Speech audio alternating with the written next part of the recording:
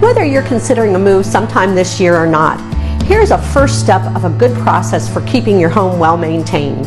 Step 1, contact a realtor to provide a community analysis of what's trending in your real estate market and a home equity review.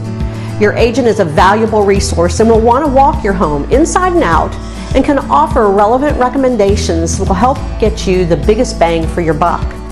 Decluttering, deep cleaning, lighting, fresh paint, and minor repairs are typically at the top of the list. For repairs, make a list to check off as you move from room to room, checking outlet and plug covers. Are the windows, screens, blinds, and window coverings all in working order and good condition? Bathroom stoppers, ceiling fans, and friends, if it sounds like a 747 is taking off in your bathroom, get it fixed. Grout and caulking are big.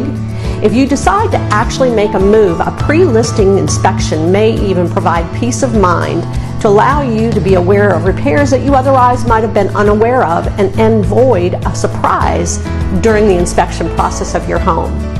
If you'd like some more tips, stay tuned, follow us, and we'll be coming back with some other tips to help you in preparing your home and just being a responsible homeowner.